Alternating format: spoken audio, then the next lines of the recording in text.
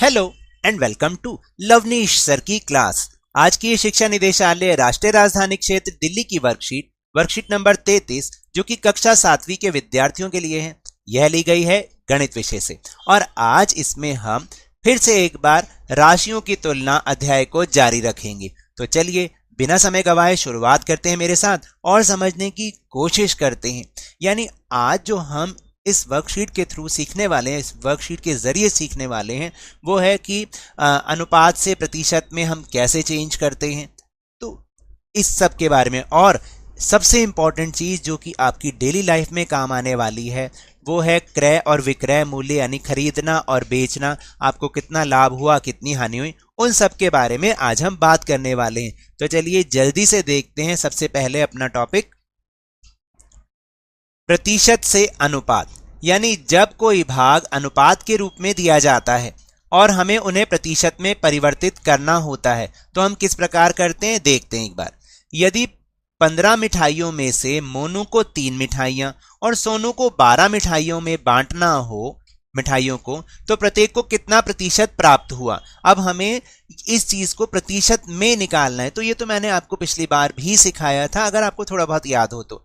देखिए प्रत्येक के लिए मिठाइयों का प्रतिशत क्या होगा। जैसे सबसे पहले मोनू को कितनी मिठाइयां मिल रही हैं, 3 मिठाइयां, लेकिन टोटल मिठाइयां कितनी है 15, तो उसको मिल रही है 3/15। और जब हमें प्रतिशत में बदलना होता है तो हमें उसको 100% से गुणा करना पड़ता है, यानी 100/1 से। ठीक है, तो ऊपर हो जाएगा, मैं यहां पर आपको लिख के भी दिखा दूं, 300। ठीक है, नीचे हो जाएगा 15, तो 15 दूनी 30 और 0, उत्तर आ गया 20%, है ना, सही है ना। फिर सोनू को प्राप्त कितनी मिठाइयां हुई, 12 मिठाइयां, टोटल कितनी मिठाइयां थी 15, तो 12/15। अब इसको भी प्रतिशत में चेंज करना तो 100% से हम गुणा कर देंगे, यानी 100/1 से। तो 12 को जब हम पहले 100 से गुणा करेंगे तो ये आएगा 1200। ठीक है, और प्रतिशत का निशान तो रहेगा ही, और 15 से इसको भाग करना है। देखिए कई बच्चे पूछते हैं कि कैसे आया, तो आप यहां पर ही मैं आपको करके भी दिखा दूं कि अगर हम इसको भाग करके देखते हैं, बाद में हम इसे मिटा देंगे। 1200 को हमें अंदर रखना है और 15 को बाहर रखना है। तो सबसे पहले 15 अट्ठे 120, इसी पे ही चला जाएगा। तो यहां पर ये पूरा खत्म, ऊपर से एक 0 इधर भी उतार लेंगे और इधर भी, तो कितना आ गया 80% आ गया ना। इस तरीके से हम इसको निकालते हैं तो हमें पता चल जाएगा कि मोनू को कुल मिठाइयों का 20% प्राप्त हुआ और सोनू को 80% प्राप्त हुआ, इस तरह से। और देखो जब आपके नंबर आपको मिलते हैं ना, अभी जैसे मान लो आपके असेसमेंट हो रहे हैं, किसी बच्चे को नंबर मिले, फॉर एग्जाम्पल मैं बता रहा हूं, देखो जैसे किसी बच्चे को अभी असेसमेंट हो रहे हैं और उसको ऐसे नंबर मिले, यानी 20 में से 14 नंबर मिले, ऐसा होता है ना। आपको जब नंबर मिलेंगे ना, आप भी अब अपनी प्रतिशत निकाल के देखना, और इसको प्रतिशत में अगर मुझे बदलना हो तो मैं 100% से इसको गुणा कर दूंगा। अब आप करके देख लो, ऊपर तो आ जाएगा 1400, इसको 20 से भाग कर देंगे, 1 0 से 1 0 और 2 सत्ते 14 और 3, तो कितना आ गया आपको। जिसको 14 नंबर मिलेंगे ना 20 में से, उसको कितने प्रतिशत मार्क्स मिलेंगे, 70%। आ गई बात समझ में। इस तरह से हम प्रतिशत निकालते हैं। फिर प्रतिशत के अनुसार वृद्धि या कमी, इसको देखते हैं। आइए एक निश्चित मात्रा में वृद्धि या कमी को प्रारंभिक राशि के प्रतिशत के रूप में जानते हैं। उदाहरण के रूप में, एक देश में निरक्षर व्यक्तियों की संख्या 10 वर्षों में 150 लाख से घटकर 100 लाख हो गई। भाई निरक्षर व्यक्तियों की संख्या तो घटनी ही चाहिए ना, तो इसलिए 10 वर्षों में पहले 150 लाख थी, अब घटकर 100 लाख रह गई। तो कमी का प्रतिशत क्या है, अब हमें उस कमी का प्रतिशत निकालना है। तो मूल राशि, यानी सबसे पहले क्या था, प्रारंभ में अनपढ़ व्यक्तियों की संख्या, निरक्षर का मतलब अनपढ़ भी होता है, वो कितने थे 150 लाख। राशि में परिवर्तन कितना हुआ, तो 150 लाख माइनस 100 लाख बराबर 50 लाख, यानी कुल जो हमारे पास संख्या आ गई 50 लाख। तो इसलिए कमी का प्रतिशत निकालने का फॉर्मूला क्या होता है, राशि में परिवर्तन जितनी बटे में जितनी मूल राशि थी और गुना 100%। तो परिवर्तन कितना आया था 50 का, और शुरू में कितना था 150, यानी कुल 150 था। इसको आप 100% से गुणा कर दोगे तो अब करके देख लो, 1 0 से 1 0। ठीक, अब ऊपर तो हो गया, मैं यहां पर आपको आगे की कैलकुलेशन दिखा दूं। ऊपर बन जाएगा 500, नीचे बन जाएगा 15। ठीक है, अब देखो आगे, तो देखो इसको जब आप भाग करके देखो, अब भाग करके दिखाऊंगा मैं आपको। देखो 15 तिया 45 पे जाएगा, भाग करना तो आपको आ ही गया होगा, 5 बचे, फिर दोबारा 15 तिया 45, ठीक है, और फिर 5 आ जाएगा। तो इस तरह से ये ऐसे चलता रहेगा। तो इसलिए हमने इसका उत्तर ऐसे लिख दिया 33 सही 1/3%। इस तरह से हम प्रतिशत के अनुसार वृद्धि या कमी को भी बताते हैं। तो ये तो था कि जब हमें कोई अनुपात दे रखा है, कोई बटे वाली संख्या दे रखी है, कोई भिन्न संख्या दे रखी है, उससे प्रतिशत बनाना।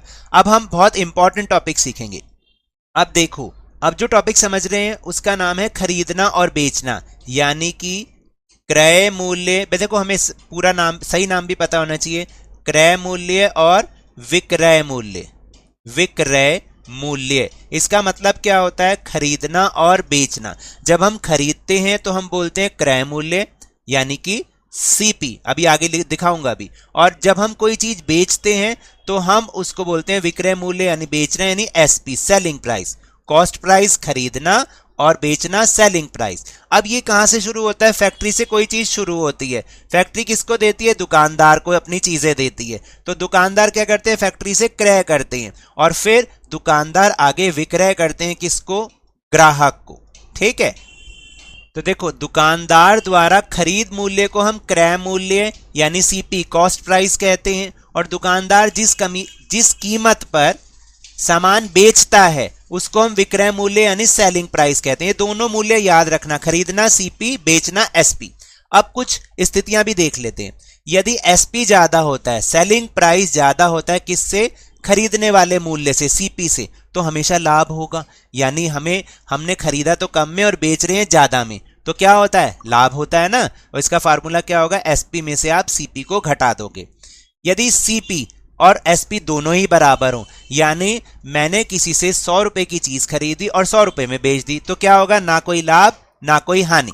और यदि मेरा खरीदने का मूल्य ज्यादा है और मैं बेचूं उसको कम में, तो क्या होगा? हानि होगी। और इसका फार्मूला हो जाएगा, जितना का खरीदा उसमें से हम बेचने वाले मूल्य को क्या कर देंगे? माइनस कर देंगे, घटा देंगे। तो इस तरह से हमें हानि होगी। और इन्हीं चीजों को ध्यान में रखते हुए निम्नलिखित कथनों के लिए लाभ या हानि लिखें। चलिए देख लेते हैं। 120 रुपए में खरीदा गया, यानी क्रय मूल्य 120 रुपए। फूलदान 108 रुपए में बेचा जाता है। तो 120 रुपए में खरीदा और 108 रुपए में आप बेच रहे हो, क्या होगा? क्रय मूल्य ज्यादा है, तो मतलब हमें हानि होगी। आप यहां पर लिख दोगे, हमें हानि होगी। फिर 540 रुपए में बेची गई एक खिलौना कार, जो कि 450 रुपए में खरीदी गई। देखो, 450 रुपए में उसको खरीदा, यानी सीपी कम हो गया, और 540 में बेच दिया, एसपी ज्यादा हो गया, तो क्या होगा? लाभ होगा, है ना, फायदा होगा हमें। फिर 1000 रुपए में खरीदी गई एक साइकिल 1000 रुपए में ही बेची जाती है। अब क्या होगा? ना कोई लाभ ना हानि, इस तरह से लिखना है। फिर प्रतिशत के रूप में भी हम लाभ या हानि को निकाल सकते हैं, यानी लाभ या हानि की गणना हम प्रतिशत के रूप में, जो ऊपर अभी हमने सीखा था, उसमें भी की जा सकती है। लाभ और हानि हमेशा दोनों सीपी यानी कि कॉस्ट प्राइस, खरीदने वाले मूल्य पर ही निर्भर करते हैं। चलिए इन उदाहरणों की सहायता से हम समझ लेते हैं। उदाहरण 1, एक वस्तु की कीमत 50 रुपए है, इसे 12% के नुकसान यानी हानि के साथ बेचा गया, तो इसका विक्रय मूल्य ज्ञात कीजिए। अब देखो, हमने वस्तु की कीमत कितनी, सीपी मतलब कितना हो गया? 50 रुपए, और हानि हमें पता है 12% है। तो अब हम कैसे करेंगे? विक्रय मूल्य निकालने के लिए हमें क्या करना पड़ता है? इस फार्मूले को याद करना, यानी एसपी निकालने के लिए हमें सीपी में से हानि को घटा देना है। क्या करना है? हानि को घटा देना है। अब हानि क्या है? 12% ऑफ सीपी है। तो पहले हम क्या करेंगे? हानि को निकालेंगे ना, क्योंकि हानि तो हमें प्रतिशत में दे रखी है। तो किसकी जो हानि दे रखी है वो सीपी का, यानी 50 रुपए का 12% है। तो कैसे निकालेंगे 50 का 12%? ये मैंने पिछली बार भी सिखाया है आपको। 12/100, 12% का मतलब क्या होता है? 12/100 गुना 50, 1 0 से 1 0, और अब बच गया 12 पंजे 60, नीचे बच गया 10, 1 0 से 1 0 आ गया 6 रुपए। तो हानि कितनी हुई? 6 रुपए। यानी जब आपको प्रतिशत में दे रखा है, पहले तो आप उसकी संख्या निकालेंगे और फिर उसका आगे हम करेंगे। तो अब हमें पता चल गया विक्रय मूल्य निकालने के लिए कॉस्ट प्राइस यानी विक्रय मूल्य तो 50 रुपए में से 6 रुपए घटाए 44 रुपए। अब आपको समझ में आया कि विक्रय मूल्य तो था 44 रुपए और क्रय मूल्य यानी खरीदा था 50 रुपए में। तो जब हमने बेचा तो हमने इसको 12% नुकसान के साथ बेचा। हो तो रही थी हानि, हमने पता है हमें कि इसमें सवाल में भी लिखा हुआ है कि हानि हो रही है 12%, लेकिन वो 12% कितना हुआ और कितने में बेचा गया वो हमने निकाला। अब दूसरा एक एग्जाम्पल देख लो। रूही ने 9,000 रुपए में एक टीवी खरीदा था, तो क्रय मूल्य क्या हो गया 9,000 रुपए। 2 साल बाद उसने 6,000 में इसको बेच दिया, तो अब ये क्या हुआ, ये हो गया विक्रय मूल्य। रूही के लिए लाभ या हानि प्रतिशत की गणना कीजिए। अब आप बताओ, खरीदा था 9,000 में, बेचा 6,000 में, तो क्या हुआ, हानि हुई ना। तो रूही को क्या मिला, हानि मिली। तो हानि क्या हो गई, हमने हानि देखी है कि सीपी माइनस एस। तो सीपी कितना था 9,000, एसपी कितना है 6,000, तो हानि आ गई 3,000 रुपए। अब हानि का प्रतिशत कैसे निकालते हैं, तो जितनी हानि आई बटे क्रय मूल्य कितना था। देखो ये फार्मूला है, इसको आपको याद करना है। जो जो फार्मूला है उसको अपनी कॉपी में लिख लेना। तो हानि कितनी हुई, बटे सीपी यानी कि जितने में खरीदा था गुना 100%। तो 3,000 बटे 9,000 गुना 100%। 10 से 10, 10 से 10, 10 से 10, तो बचा कितना 3/9 गुना 100%। तो 3/9 को हम 1/3 भी कर सकते हैं, ठीक है।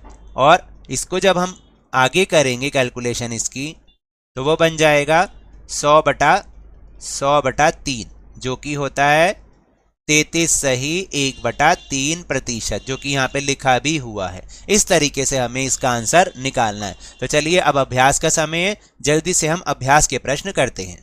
पहला प्रश्न है कि एक वस्तु को 5% लाभ पर, उल्टा क्वेश्चन है, 540 रुपए में बेचा गया, यानी जो हमने उदाहरण पढ़ा उसके बिल्कुल विपरीत स्थिति है। उसका क्रय मूल्य ज्ञात करना, उसमें विक्रय मूल्य ज्ञात करना था, अब हमें क्रय मूल्य ज्ञात करना है। तो यहाँ पे संकेत दे रखा है कि लाभ या हानि दोनों क्रय मूल्य पर परिकलित होते हैं। ये तो हमने पहले ही आपको समझाया है। तो देखिए हमें क्या क्या दे रखा है। विक्रय मूल्य यानी बेचने का मूल्य 540 रुपये, लाभ का प्रतिशत दे रखा है 5%, निकालना क्या है क्रय मूल्य।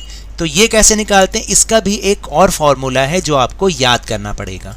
तो वो फार्मूला है कि क्रय मूल्य कैसे निकालते हैं। क्रय मूल्य बराबर विक्रय मूल्य गुणा में 100 और नीचे बटे में 100 जमा लाभ। हानि होता है तो 100 में से घटाते हैं, लाभ होता है तो जोड़ते हैं। तो ऊपर से जो हमने रकम लिखी थी, जो मूल्य लिखे हैं वो लिखेंगे 540 गुना 100, 100 जमा 5, क्योंकि 5% के लाभ हुआ था ना। तो 540 गुना 100 बटे में 105, तो इसको हमने आपस में गुणा किया तो 54,000 बन गया और उसको हमें 105 से भाग करना है। जब हम 105 से भाग करेंगे ना तो हमारा उत्तर आएगा ये है हमारा आंसर।